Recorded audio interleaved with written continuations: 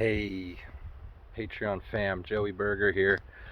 I'm gonna take you guys on a little adventure here. I don't know if this is gonna work out or be a total bust, but I'm gonna take you guys and show you one of the first guerrilla patches I ever got to work when I was 12, 13 years old. I'm driving back up to Humboldt right now. I've been down in Lake County for a few weeks. I'm driving back up to Heartwood, and I'm on Bell Springs Road right now. This is the old, the old stagecoach before Highway 101 got put in. This was the old stagecoach route. This was the highway, and now it's just an old dirt road. Kind of connects Humboldt and Mendo, a little shortcut down to the highway. But I take this shortcut when I'm traveling between Lake County and Heartwood. And you drive through this BLM land, this Bureau of Land Management land. And back in the 90's, you couldn't grow on your own land. You would really, they would seize your land if you got busted. So a lot of the people that worked at Heartwood would come out here and guerrilla these patches out here on the BLM land because it's government land. And right now you can see, this is my car, but there's people are just dumping trash up here, dead cars. There's a jet ski over there. But we're going to take a little walk because this first patch that I worked with my buddy Kiwi and his buddy Doug, was pretty close right here off the road. And we'll see if we can find one of these old patches. We used to pull right up to it with a water bladder in the back of the truck. It was a 100-gallon water bladder. You'd pull up at night and there was a water tank right off the road and you could drop that 100 gallons of water into that tank. And I'm going to flip this camera around. You can see this little, there's all these little access roads for PG&E. So we would go up these access roads and put these patches in. It's beautiful forest, thick forest over here. You got a lot of live oak, Doug firs, a lot of madrone. And this patch over here was in a bunch of short madrone. I haven't been over to this area in 27 years, 28 years. Oh yeah, I see down there. I can see the red barrels. So this is where we were offloading the water. You can see mountains over there. So this is kind of southeast facing exposure, but the sun would come right over this and we'd pull back into this little spot here. And we had our water tank down here, which I know my buddy came and grabbed some years later. Got somebody dumped their compost here, but I'm taking you into the old patch. Still got an old trail here. We'll see if we can find some old grow shit, some old grow treasures. But yeah, we liked to grow in this manzanita. You can see this low manzanita over there. These trees weren't so tall, and there was you'd get good exposure. When you had that low cover, the manzanita was nice and low, and you could make some good holes in it and get some decent cover. But I think it was down here. I'm seeing the madrones. We're gonna see if we can scramble through. I don't want to try to go through there. Yeah, we're gonna poke around, see if we can get over to that spot over there.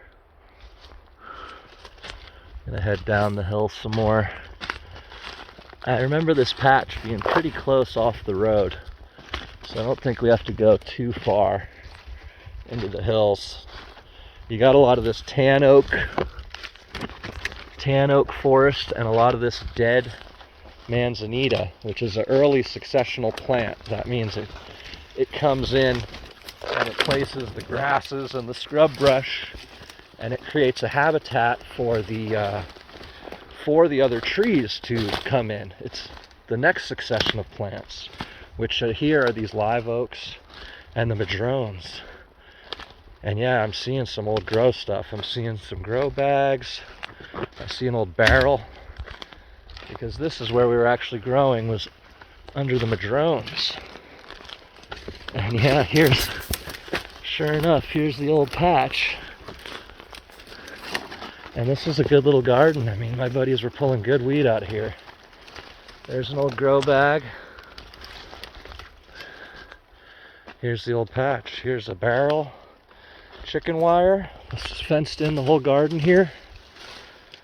You have a lot of deer here, so you've got to fence these gardens out. We got deer, we've got rats, and we've got rabbits. These are our main predators out here, our main pests.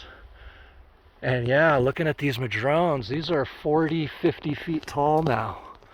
When I was a kid, guerrilla growing in this patch, these were about 15, 20 feet tall. So it's pretty cool to see. So let's see what's in here. You got some old grow bags. See, old, that's a 10 gallon, maybe a 15. Spray painted, we'd have to spray paint everything. Half-gallon pot there, some old grow bags there. This is just one little patch. You know, the chicken wire went right down past those pots right there, wrapped around the madrones right there, and just this little patch was fenced in. Oh, it goes up here. And you can see good sun. Good scattered sun through here. A couple madrones fell probably recently in the snow, and that opened it up. But this was, yeah, you can see a big fresh branch there came down. This tree snapped right there. That's this big one landing right here. Otherwise, this garden would have still been pretty well hidden. So yeah, cool to see this old patch, bunch of old pots. This is where it all started, you guys. When Prohibition came along, this is where we had to grow. And there were other patches in this BLM land. I'll hike around and try to show you those someday. We had to hike water in 5-gallon jugs. You know, I was a 12, 13-year-old kid trying to carry these 40-pound water jugs into the woods, and you saw where I just hiked. It's hard. It's tough. But I'm glad you guys got to see this. This is, you know, this is our history. This is the people that paved the way, the OGs. I'm no OG. I'm 40 years old. The people who taught me had already been doing this for 10, 20 years.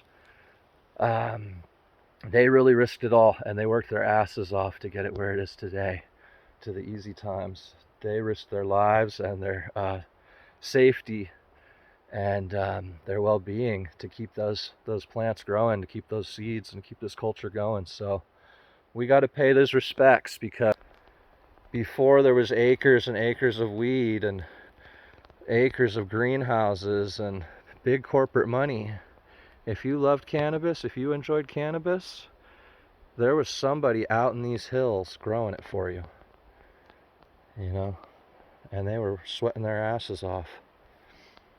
They were working their asses off. So, much love, y'all. I know there's a lot of you still having to grow these guerrilla patches, and I hope you're pulling it off.